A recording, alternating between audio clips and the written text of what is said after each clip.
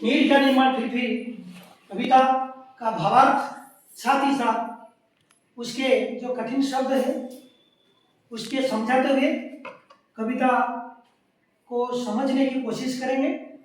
तो नीड का निर्माण फिर ये जो चित्र, नीड का मतलब क्या है? घोंसला। घोंसला कई तरह के होते हैं और सबसे जो बढ़िया घोंसला कौन बनाता है? चिड़ियों में तो बहुत प्रकार के होते हैं, लेकिन जो हम कहते हैं पाया उड़िया हमें उड़े अच्छी बाई छोड़ी है ना, जो ताड़ के पेड़ से बनाते हैं और अच्छे से वो घोंसला चिड़िया बनाती है, जो तूफान में भी नीचे नहीं गिरता है। तो घोंसला का मतलब होता है एक आश्रय स्थान, एक आश्रय जहां हम आश्रय लेते हैं। चिड़िया आश्रय लेती है, इंसान भी आश्रय लेता है ना, जीव जंतु भी आश्रय लेते हैं। तो घोंसला का मतलब होता है एक आश्रय स्थल जहां हम आश्रय लेते हैं।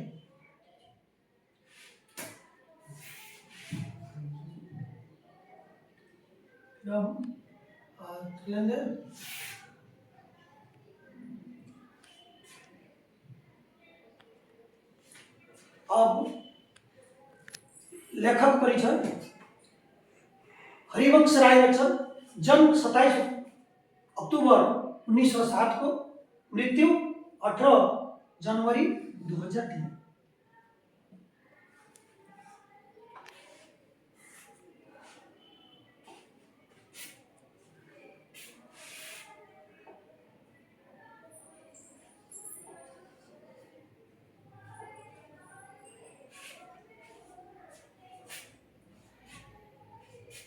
इनकी जो रचना है दो चट्टान, जिनके लिए उन्हें साहित्य अकादमी पुरस्कार मिला है।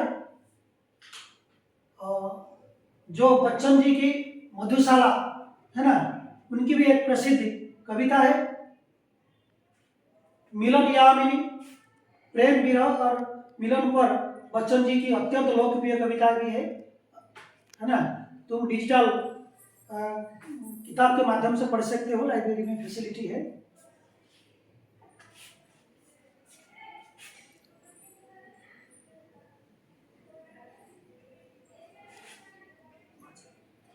ये भी उनकी रचनाएं जो है मधुशाला, मैंने बताया कि मधुशाला है ना। हिंदी की सबसे लोकप्रिय कवि बच्चन के रस भिन्न मधुरता में डूबे गीतों का संकलन और मधुबाला है ये।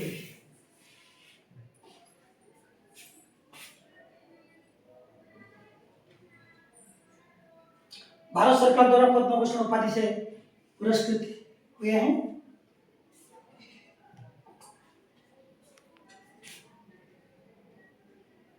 बच्चन का जन्म 1907 में इलाहाबाद में हुआ था। उनकी अंग्रेजी की उच्च शिक्षा इलाहाबाद तथा कैम्ब्रिज विश्वविद्यालय इंग्लैंड में हुई। तो कैम्ब्रिज विश्वविद्यालय कहां पर है? इंग्लैंड में। वे कुछ दिन अध्यापक हुए, आकाशवाणी में काम किया। आकाशवाणी का मतलब रेडियो स्टेशन पर तो किया, और फिर विदेश विभाग में हिंदी सलाहकार रहे। बचपन से ही बच्चन जी की रुचि कविता लिखने की थी। उनकी कविता में जीवन का जीने के लिए किए जाने वाले नाना कार्यों का वर्णन हुआ है। इन्होंने जीवन को अत्यंत महत्व दिया। इस कविता में भी जीवन को हर पल जीने की प्रेरणा दी गई है। किस प्रकार जीवन को हम जिए, जीवन का दृष्टिकोण क्या है, इसे बताया गया है। विपत्तियों में निडर होकर लड़ते रहने को उत्साहित किया गया है इसमें। ठीक है।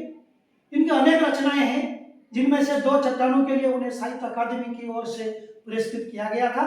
सन 1976 में उन्हें पद्म भूषण की उपाधि से भी सम्मानित किया गया है।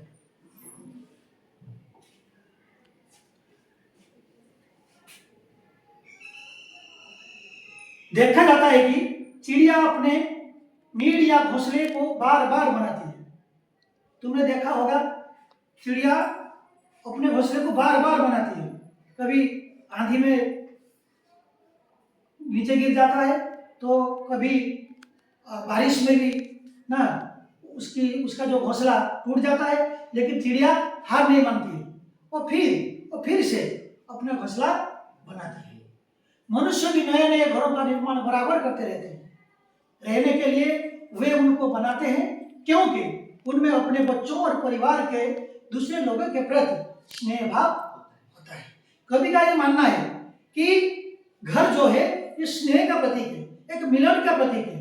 ये वो परिवार है, तुमने होम एंड लव पढ़ा होगा, तो उसमें भी यही है ना, होम एंड लव, जहाँ हम है वहाँ लव है। तो इसीलिए बच्चन जी भी इसी कविता के माध्यम से ये भी बताने की कोशिश की है कि किस प्रकार जो गृह है, जो घर है, वो भी स्नेह का प्रतीक है, आपस में प्रेम सौहार्द का उत्पन्न करता है। प्राणी की जो जीने की इच्छा अदम्य है, इसलिए नीड या घर बार बार टूटने पर भी पक्षी और नर नारी उसे बनाते रहते हैं। समझ में आई बात? छोटे लोगों का जीवन छोटी चिड़िया का नीड आंधी तूफान में, अंधेरे में, धूल की आंधी में गिर जाता है। अर्थात पृथ्वी पर बार बार विपत्तियां आती है। कभी विपत्ति भयानक होती है तो दिन में रात सा अंधेरा हो जाता है ना। तुमने भी कई बार देखा होगा, जब पूरा तेज बारिश होती है ना, काले बादल चारों ओर घिर जाते हैं ना, तब दिन ना रात जैसा हो जाता है। रात भी घन अंधकार में डूब जाती है। दिन अगर रात हो जाती है ना, तो रात भी और क्या होता है, अंधकार हो जाती है। लगता है कि क्या सवेरा नहीं होगा, ऐसा लगता है देखने से कि जैसे और सवेरा नहीं होने वाला है। सबके सब भीत त्रस्त हो जाते हैं। इतने में पूर्व दिशा से हंसती हुई उषा रानी आ जाती है। ये जो पूर्व दिशा में उषा रानी हंसती हुई आ जाती है, इसका मतलब है फिर से एक नई संभावना, एक नई सोच, एक नई उम्मीद उत्पन्न हो जाती है। भयंकर दुख से सुख की किरण नए जीवन के लिए प्रेरणा देती है। यह स्नेह और प्रेम का आह्वान है। जब बड़े तूफान से पृथ्वी कांप जाती है,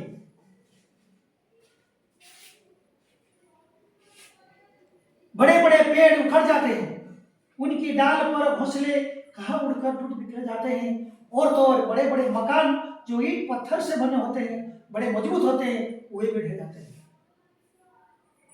महाबात्या उड़ीसा में ना बात्या हुआ था, तो उसमें भी बड़े बड़े मकान गिर गए थे, टूट गए थे, सब बिखर बिखर गए थे सब, है ना। तो फिर घोंसले की बात ना कहे तो ठीक है। उस वक्त एक छोटी सी चिड़िया नए जीवन की आशा लेकर आसमान पर चढ़ जाती है। तुमने ये देखा होगा ये चित्र, लेकिन हम कुछ सीखने को चाहते नहीं। प्रकृति हमें सिखाने की कोशिश करती है, लेकिन हम सीखने की कोशिश नहीं करते। लेकिन कवि को यह बात खटकाई, तो उन्होंने कविता के माध्यम से बताने की कोशिश की कि जैसे ही आंधी चली जाती है, तूफान थम जाता है, वैसे ही एक चिड़िया चोंच में तिनका ना लेकर एक घोंसला बनाने के लिए आसमान में गर्व के साथ, उत्साह के साथ उड़कर चली जाती है। और ये प्रतीक है कि जब विनाश होता है, जब प्रलय होता है, फिर एक नई आशा ना, एक नया संचार होता है। तो चिड़िया किसका प्रतीक है यहाँ? आशा ना, फिर अभिलाषा, इच्छा का प्रतीक है। वह विपत्ति से डरती नहीं है, चिड़िया विपत्ति से डरती नहीं है, चाहे जो हो, नीड का निर्माण फिर करेगी। कुछ मनुष्य भी ऐसे ही उत्साही होते हैं चिड़ियों की तरह। आकाश के बड़े बड़े भयानक दांतों, आकाश के दांतों की बात कहें तो हमें हंसी आती है कि आकाश में दांत कहाँ से आएंगे, है ना। दांत तो इंसान जीव जंतुओं को के होते हैं, लेकिन यहाँ कवि ने जो आसमान के दांत को किसको बताया है? वज्रपात, आंधी, तूफान, घने बादल आए। तो उन्हें कहा आकाश के बड़े बड़े भयानक दांत से उषा मुस्कुराती, यानी उस भयंकर परिस्थितियों में से भी उषा मुस्कुराती, यानी जो नई उम्मीदें, नई सोच उभर कर आती है सामने। जब बादल गरजते हैं तब चिड़िया चहचहाती भी है ना। तेज हवा के भीतर चिड़िया चोंच में तिनका लेकर उड़ जाती है। ये 49 पवन यानी बड़ी तेज हवा। पुराण में लिखा गया है 49 पवन। कितना पवन है? 49 पवन। तो यानी यहाँ बड़ी तेज हवा की भी परवाह नहीं करती चिड़िया कि मेरे साथ क्या हो जाएगा ना, मैं कहीं और उड़कर चली जाऊंगी, ये डर नहीं है उसके मन में, है ना। यहाँ कभी कहते हैं जहाँ दिन है तो रात भी है, जहाँ अंधेरा है तो उजाला भी है ना, जहाँ भगवान है ना वहाँ शैतान भी है। यानी दो विपरीत परिस्थितियां। शैतान हमारे अंदर है, शैतान कोई बाहर से नहीं आता है, हमारे अंदर है ना। हमारे अंदर शैतान भी है, हमारे अंदर भगवान भी है ना। ये तो निर्भर करता है हम भगवान बने या शैतान बने। ठीक है, तो कहता है कि नाश से दुख तो होता है, लेकिन उसको निर्माण या सृजन का सुख दबा देता है, नीचा दिखा देता है। प्रलय होता है, उसके चारों ओर सन्नाटा छा जाता है, लेकिन फिर से नई सृष्टि के गीत भी बार बार गाए जाते हैं। प्राणी मरता नहीं, बार बार जीता है, इसी जीने को जीवन कहते हैं। धन्यवाद। फिर हम अगले भाग में कविता को पढ़ते जाएंगे और फिर इसका भावार्थ बताते जाएंगे।